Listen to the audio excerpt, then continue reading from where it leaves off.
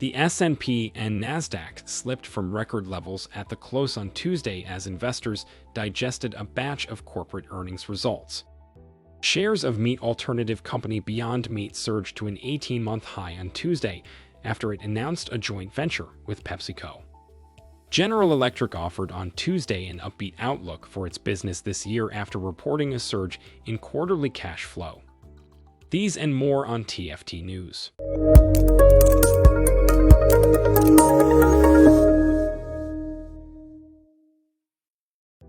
I'm Mike Wallace, and this is TFT News. Indonesia officially surpassed 1 million COVID-19 cases on Tuesday, a grim milestone for the Southeast Asian nation. It's a familiar situation across the world, but no less shocking.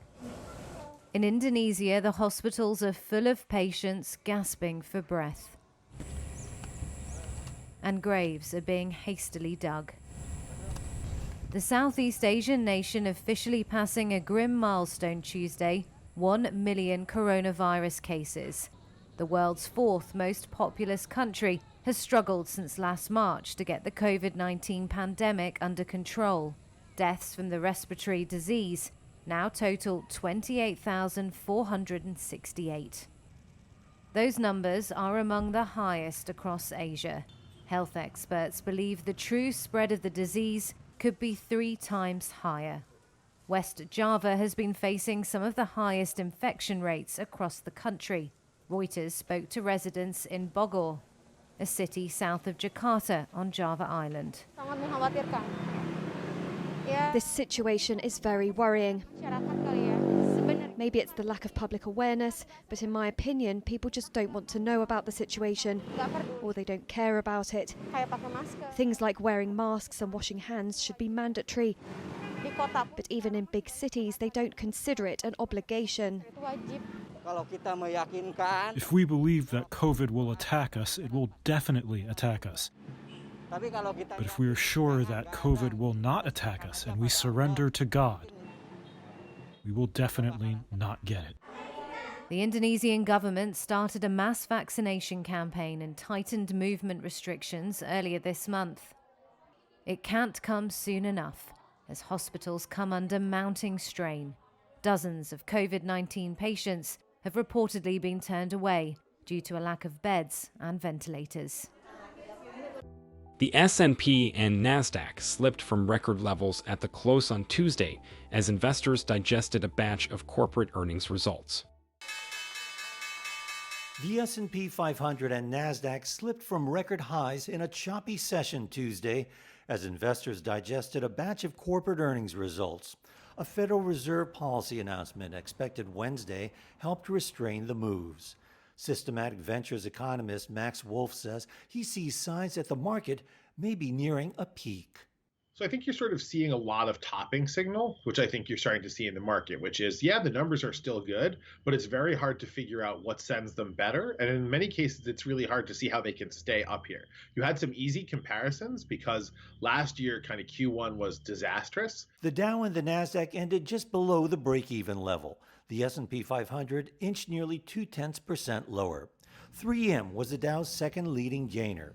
Lower costs and higher demand for hand sanitizers, masks, and safety glasses amid the health crisis helped lift its quarterly profit past analyst targets. Also keeping the blue chip index from falling further, Johnson & Johnson. The drug maker said it expects to release data on its COVID-19 vaccine early next week. After the markets closed, Microsoft reported that quarterly profit jumped 33%, easily beating expectations. Revenue growth at its cloud computing service Azure also topped analyst targets as people stayed and studied at home. Shares rose 4.5% after hours. Shares of Starbucks slid.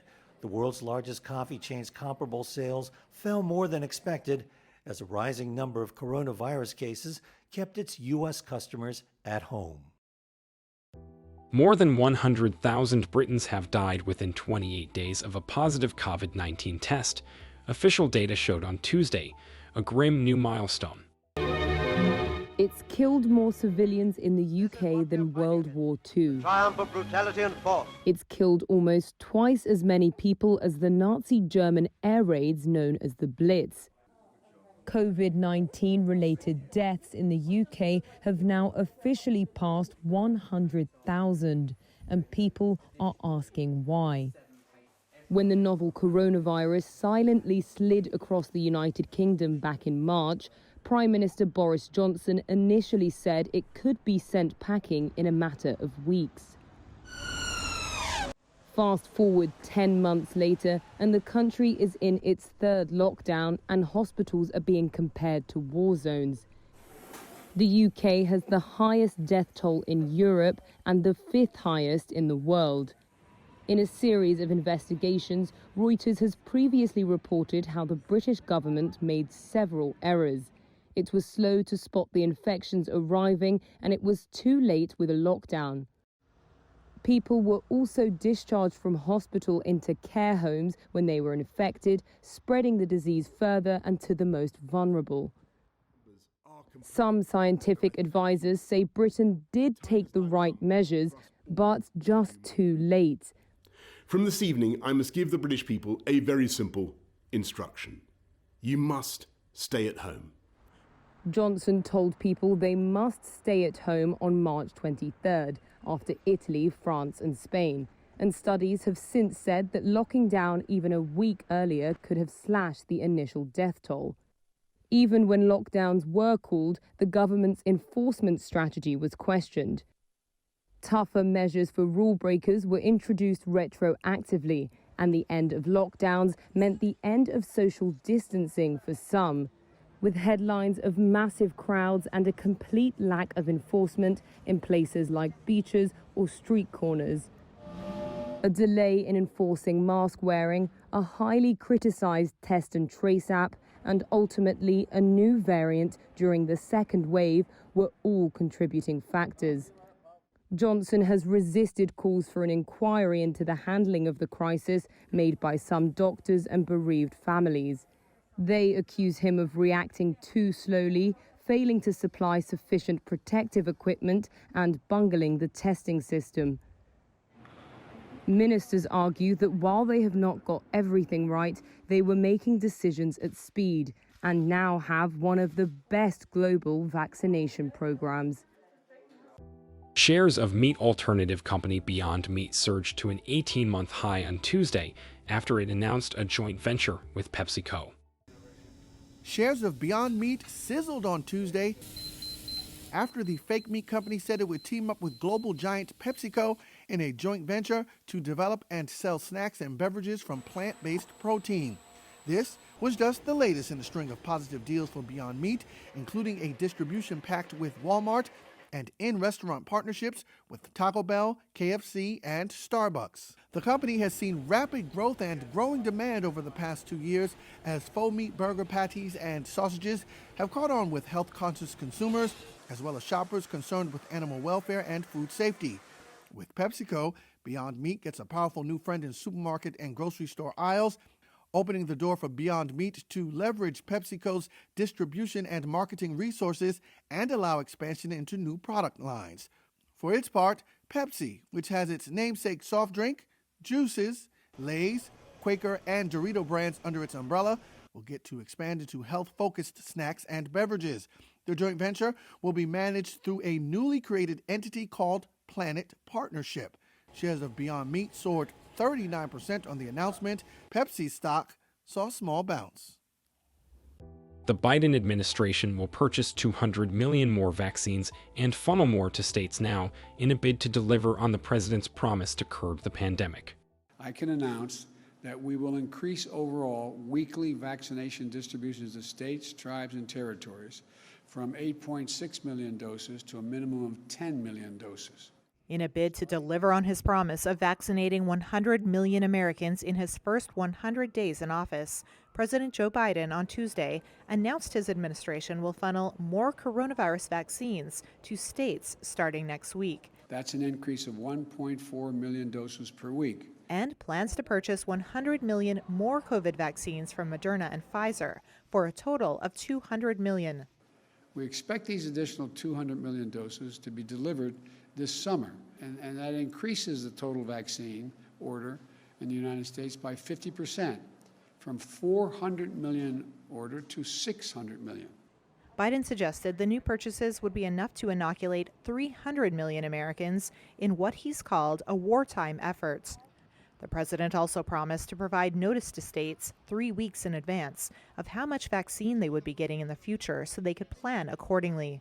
But until now, we've had to guess how much vaccine to expect for the next week, and that's what the governors had to do. How much am I getting next week? This is unacceptable. The lives are at stake here. With the U.S. coronavirus death toll at more than 420,000, Biden warned it could hit a sobering 500,000 by the end of February. Things are going to continue to get worse before they get better.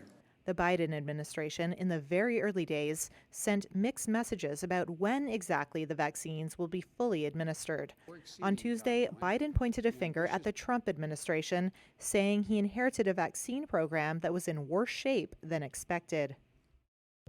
General Electric offered on Tuesday an upbeat outlook for its business this year after reporting a surge in quarterly cash flow. GE's turnaround is gaining steam. The industrial conglomerate reported on Tuesday a big surge in quarterly cash flow that crushed its own expectations and issued an upbeat outlook. General Electric generated $4.4 billion in cash flow in the fourth quarter, and it now sees that totaling $2.5 to $4.5 billion for this year. Investors closely track cash flow because it's seen as a sign of the health of GE's operations and its ability to pay down debt. Wall Street liked what it saw, driving GE shares up nearly 11% in early trading Monday. CEO Larry Culp has been trying to revive the company by improving free cash flow and cutting debt. He said he's seeing momentum across all of GE's businesses. The pandemic slammed its most profitable and biggest cash-generating business, aviation. But with air traffic expected to recover in the second half and Boeing 737 MAX jets return to the skies, GE said its aviation revenue would be flat to higher this year. The 128-year-old company that was once the most valuable U.S. corporation and a symbol of American business might has slimmed down into a company that focuses on jet engines, power plants, and renewable energy. And those are the latest from around the world. I'm Mike Wallace, and this is TFT News.